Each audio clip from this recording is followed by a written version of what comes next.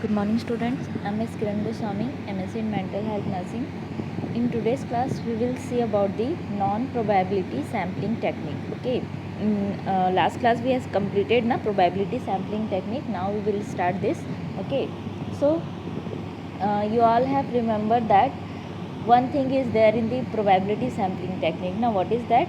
There is a random selection of the sample and all samples having the equal chance to select as a representative of the sample. ठीक है, means probability sampling technique में हम लोग क्या पढ़े थे कि सारे जो सैम्पल्स हैं उनका क्या रहता था, रैंडम सिलेक्शन होता था. ठीक है, और सबको इक्वल चांस प्रोवाइडेड था एज अ सैम्पल सेलेक्ट होने का. बट नॉन प्रोबेबिलिटी सैम्पलिंग में जस्ट उसका क्या है, अपोजिट है. ठीक है, here non-probability sampling is a technique wherein the samples are gathered in a process that does not give all the individuals in the population equal chances of being selected in the sample. ठीक है, means यहाँ पे कोई random selection नहीं होगा, plus सारे sample को ये चांस नहीं होगा कि वो एज अ सैम्पल क्या हो सके, सेलेक्ट हो सके रिसर्च स्टडी के लिए. ठीक है, सबको इक्वल चांस प्रोवाइडेड नहीं होगा. This is the main feature of the non probability sampling. Okay, in other words, in this type of sampling every subject does not have equal chance to be selected because elements are chosen by choice not by the chance. ठीक है, यहाँ पे इस word को याद रखना है. ठीक है, सैम्पल्स और elements are chosen by choice not by chance. Okay, ठीक है, चांस किस में था, प्रोबेबिलिटी सैम्पलिंग था. चूज़ हम लोग किस में कर रहे हैं, नॉन प्रोबेबिलिटी सैम्पलिंग टेक्निक में. ठीक है, तो डिफरेंस इसमें यही है प्रोबेबिलिटी या नॉन प्रोबेबिलिटी में. प्रोबेबिलिटी में एज अ चांस सबको मिल रहा था एज अ सैम्पल सेलेक्ट होने का, बट नॉन प्रोबेबिलिटी सैम्पलिंग में चूज़ कर रहे हैं सैम्पल को. हम सबको चांस प्रोवाइड नहीं कर रहे हैं, हम अपने कन्वीनियंट, हम अपने पर्पस के अकॉर्डिंग उनको क्या करेंगे, एज अ सैम्पल चूज़ करेंगे. ठीक है, then we will see about the some non-probability sampling techniques.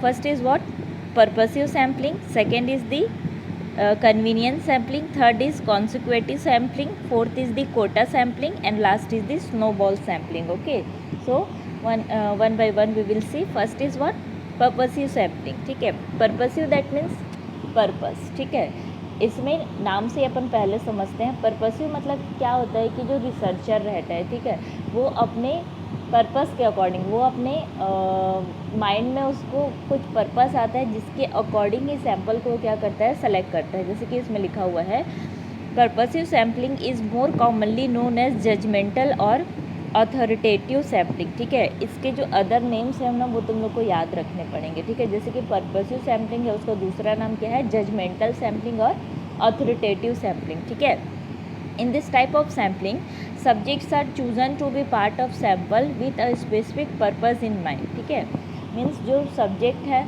या तो फिर जो सैम्पल है, ठीक है, वो चूज़ किए जाते हैं रिसर्चर के थ्रू, और रिसर्चर के माइंड में कुछ स्पेसिफिक पर्पस रहते हैं उनको चूज़ करने का. Like in purposive sampling the researcher believes that some subjects are fit for research compared to other individuals. ठीक है, purposive sampling में रिसर्चर क्या समझता है कि उसका कुछ पर्पस आता है माइंड में और उसी के अकॉर्डिंग ही क्या करता है, जो सैम्पल्स है उनको सेलेक्ट करता है. मतलब कि अपने माइंड में कुछ क्राइटेरिया डिसाइड करता है, उसके अकॉर्डिंग ही रिसर्चर, अपने पर्पस के अकॉर्डिंग ही रिसर्चर सैम्पल सेलेक्ट करता है या तो फिर चूज़ करता है. ठीक है, it is the this is the reason they why they are purposely chosen as subject. ठीक है, तो यही क्राइटेरिया जब रिसर्चर के माइंड में आता है, यही रीज़न रहता है कि वो एक किसी पर्पस के बेस पे ही सैम्पल को क्या करता है, सेलेक्ट करता है.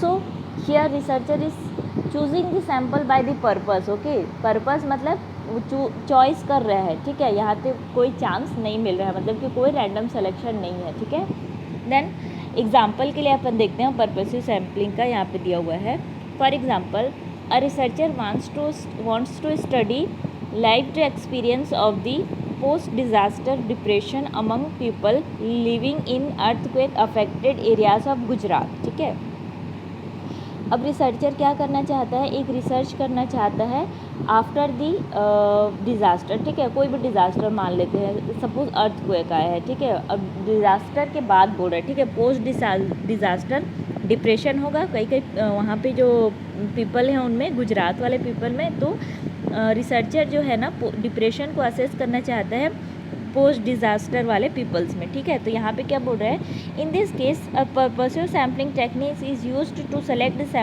Subjects who were the victim of the earthquake disaster and have affected और suffered post disaster depression living in the earthquake affected areas of Gujarat, ठीक है।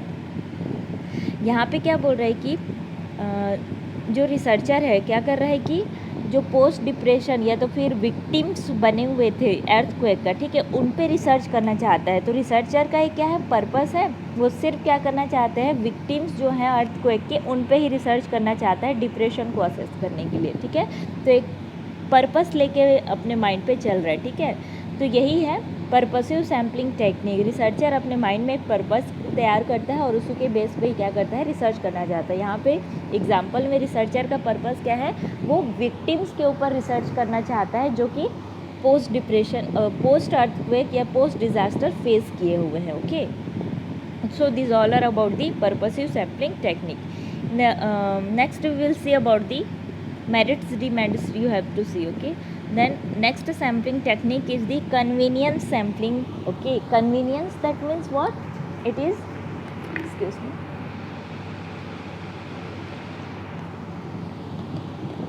कन्वीनियंस दैट मीन्स अपने क्या बोलना चाहिए, कंफर्ट, ठीक है।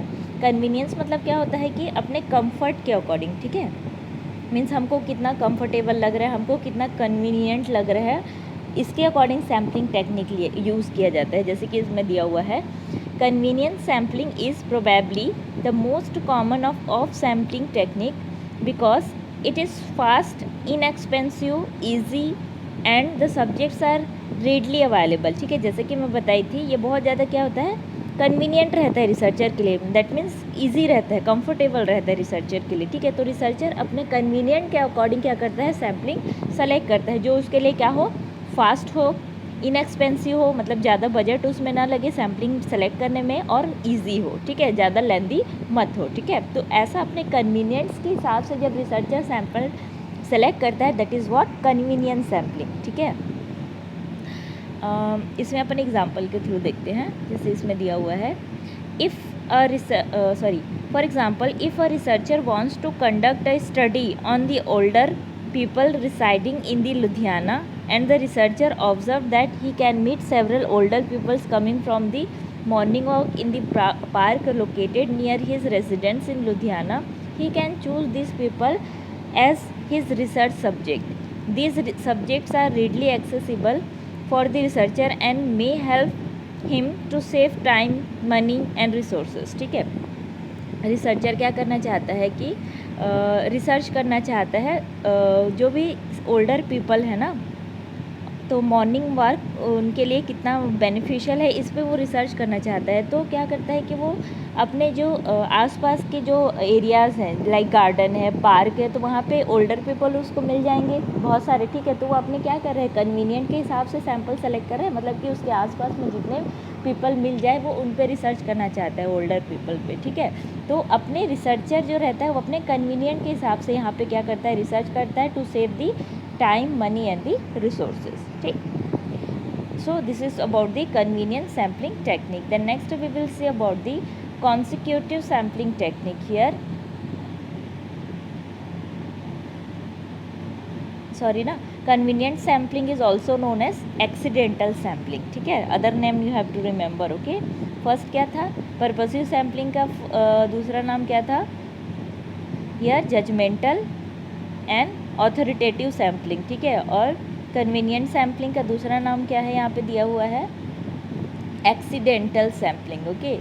Then next we will see about the consecutive sampling. Here, consecutive sampling is very similar to convenience sampling except that it seeks to include all accessible subject as a part of the sample, ठीक है। consecutive sampling में क्या करते हैं कि जो large population रहता है, ठीक है, जो टारगेट पॉपुलेशन हमारा रहता है ना, पहले क्या पॉपुलेशन आता है, target population, then accessible population, then अपना सैम्पल साइज आता है, ठीक है। तो जो रिसर्चर रहता है वो फोकस किस पे करता है, ऑल जो एक्सेसिबल पॉपुलेशन है ना, उनको सारे को एज अ सैम्पल सेलेक्ट करता है, मतलब कि लार्ज पॉपुलेशन लेता है, ठीक है। कॉन्सिक्वेटिव सैम्पलिंग मतलब टोटल पॉपुलेशन को researcher as a sample select करता है, ठीक है। इसीलिए इसका नाम भी क्या है, total enumerative sampling. Okay.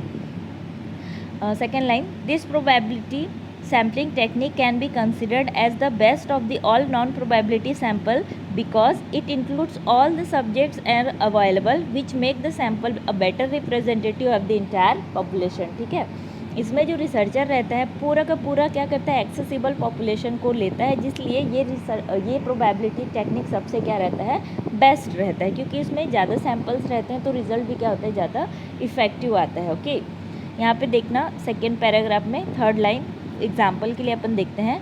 For example, if a researcher wants to study the activity pattern of the post kidney transplant patient, he can select all the post kidney transplant patient to meet the design inclusion and exclusion criteria and who are admitted in post transplant ward during the specific time period. ठीक है, अब researcher क्या करना चाहता है, जो post kidney transplant वाले patient है उसमें क्या करना चाहता है, उनके एक्टिविटीज़ में क्या करना चाहता है, रिसर्च करना चाहता है. ठीक है, रिसर्चर क्या करना चाहता है, पोस्ट किडनी ट्रांसप्लांट वाले जो पेशेंट हैं उनके एक्टिविटीज़ हैं उन पे क्या करना चाहता है, रिसर्च करना चाहता है. ठीक है, तो उसके पास किसी हॉस्पिटल में जितने भी पोस्ट किडनी ट्रांसप्लांट वाले पेशेंट हैं उन सारे को क्या करेगा, एज अ सैम्पल वो सेलेक्ट करेगा. मतलब एक भी पेशेंट को वो नहीं छोड़ेगा, जो भी उनके इंक्लूज़न एंड एक्सक्लूज़न क्राइटेरिया को मीट कर रहे हैं या तो फिर मैच कर रहे हैं उन सबको एज अ सैम्पल क्या कर लेगा, सेलेक्ट कर लेगा. मतलब कि रिसर्चर के पास जितने भी एक्सेसिबल पॉपुलेशन प्रेजेंट है उनको सबको क्या करेगा, एज अ सैम्पल सेलेक्ट कर लेगा. मतलब जितने भी पोस्ट किडनी ट्रांसप्लांट वाले पेशेंट हैं सबको researcher as a sample select करेगा. ओके, सो इसीलिए उसका दूसरा नाम क्या दिया गया है, total enumerative sampling. Okay, this is about the consecutive sampling. In the next class we will see about the next sampling, that is what, quota and the snowball sampling. Okay, so thank you students.